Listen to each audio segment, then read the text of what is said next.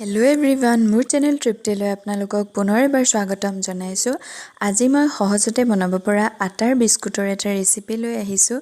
এই বিস্কুটটো ঘৰতে থকা 2-3টা সামগ্ৰী লৈ সহজতে তৈয়াৰ কৰিব পাৰি আৰু খাবলৈ বহুত টেষ্টি হয়।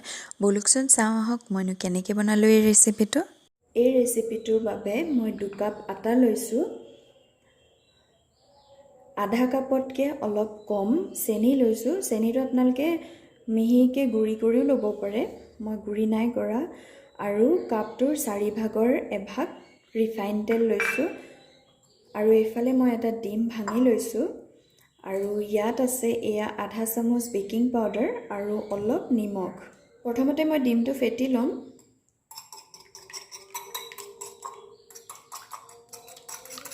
ডিমখিনি মই ভালদৰে ফেটি ল'লোঁ। ইয়াত মই এতিয়া এই চেনিখিনি দি দিম। মই আধা কাপতকৈ অলপ কম চেনি লৈছোঁ। এইখিনি এতিয়া ভালদৰে মিক্স কৰি এইখিনি চেনিখিনি গলি যোৱালৈকে ফেটি ল'ম। চেনিখিনি গলি গ'ল। ইয়াত এতিয়া কাপটোৰ 4 ভাগৰ 1 ভাগ ৰিফাইন তেল দি দিম। তেলখিনি দিও এতিয়া এইখিনি ভালদৰে আকৌ ফেটিম। তেলখিনি দিও এইখিনি ভালদৰে ফেটি ল'লোঁ। ইয়াত এতিয়া সৰু চামুচৰ আধা চামুচ বেকিং পাউডাৰ আৰু নিমখখিনি দি দিম। এইখিনি আকৌ এবাৰ ভালদৰে ফেটি ল'ম। এইখিনি ভালদৰে ফেটা হৈ গ'ল। ইয়াত এতিয়া মই 1 কাপ আটা দি দিম আৰু এইখিনি চামুচৰ সহায়েৰে মিক্স কৰি ল'ম। এবাৰতে 2 কাপ আটা দি নিদিব, নহ'লে এইখিনি শুকান হৈ যাব। সেইটো কাৰণে প্ৰথমে 1 কাপ আটা দি এইখিনি চামুচৰ সহায়েৰে মিক্স কৰি ল'ম।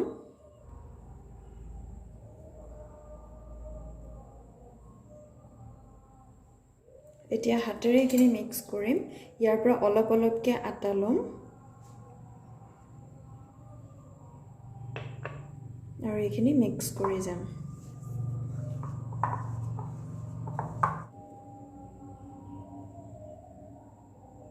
অলপ অলপকৈ আটা লৈ এইখিনি মিক্স কৰিব লাগিব, নহ'লে শুকাই যাব।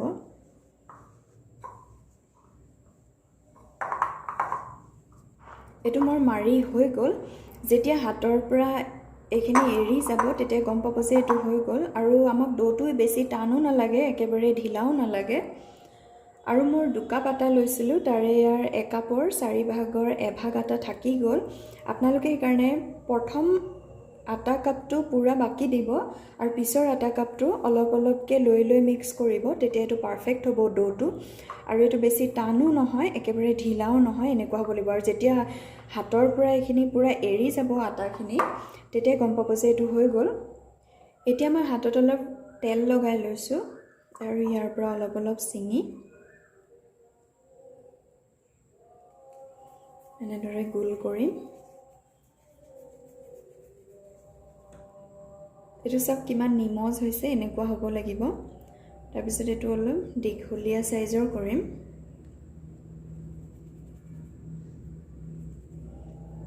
বিস্কুটৰ শ্বেপ এটা দিম। আৰু এতিয়া মই এনেকুৱা কাপ এটা লৈছোঁ। কাপটোৰে ইয়াত এটা ডিজাইন দিম।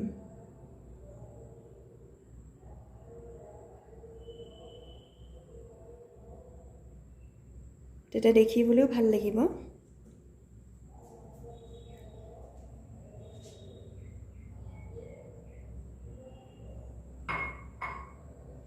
এইটো মই সহজতে এটা বিস্কুটৰ শ্বেপ দি ল'লোঁ। এনেকৈ কৰাৰ পিছত আপোনালোকে ছাইডটো এনেদৰে কৰি দিব পাৰে। এইটো ধুনীয়া এটা বিস্কুটৰ শ্বেপত হৈ গ'ল। এইটো এইফালে থৈ ল'ম আৰু মই বাকীখিনিও এনেদৰে বনাই ল'ম। এইখিনি আমাৰ বিস্কুটৰ শ্বেপ দি ৰেডি হৈ গ'ল। মই 9টা বিস্কুটৰ শ্বেপ দি ৰেডি কৰিলোঁ এনেদৰে। এইখিনি এতিয়া অলপ গাৰ্নিচিং কৰিম। তাৰ কাৰণে মই বাটি এটাত অলপ চেনি লৈ লৈছোঁ আৰু এই বিস্কুটটো এই যোনটো সাইডত ডিজাইন দিছোঁ সেই সাইডটো চেনিখিনি দিম আৰু এনেদৰে অলপ হেঁচি দিম। চেনিটো অলপ লগাই দিম। এইখিনি মই এনেদৰে চেনি লগাই ৰেডি কৰিলোঁ। মই এখন ষ্টিলৰ প্লেট লৈ লৈছোঁ আৰু ইয়াত 1 চামুচমানৰ সমান ৰিফাইন তেল লৈ লৈছোঁ। এতিয়া ৰিফাইন তেলখিনি প্লেটখনত ভালদৰে লগাই ল'ম আৰু এনেকুৱা বগা কাগজ এখন লৈ লৈছোঁ প্লেটখনৰ জোখত কাটি। এতিয়া ইয়াতো মই ৰিফাইন তেলখিনি লগাই ল'ম। ইয়াত মই এতিয়া বিস্কুটখিনি থৈ যাম।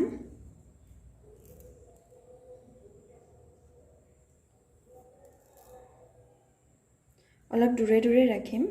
এয়া মই এবাৰত 5টা দি লৈছোঁ আৰু অলপ দূৰে দূৰে ৰাখিছোঁ, বেছি ওচৰ চপাই নিদিওঁ। গেছটো জ্বলাই মই কেৰাহী এখন পাতি দিছোঁ আৰু মই 1 মিনিটমান সময় প্ৰিহিট কৰি ল'লোঁ আৰু ইয়াত ষ্টেণ্ড এডাল বহুৱাই দিছোঁ। এতিয়া মই গেছটো একেবাৰে শ্ল' আৰু মিডিয়ামৰ মাজত ৰাখিম। একেবাৰে শ্ল' কৰি নিদিব, একেবাৰে মিডিয়ামো নহয়, মাজত ৰাখিম। তাৰপিছত ইয়াত এতিয়া সাৱধানে এই প্লেটখন থৈ দিম যাতে হাতত নালাগে আৰু এইটো এতিয়া ঢাকি দিম। 30 মিনিট হৈ গ'ল, মই ঢাকনিখন উদঙালোঁ আৰু চাওক বিস্কুটখিনিৰ ছাইডত এনেকৈ ৰঙচুৱা ৰং এটা হৈ গৈছে।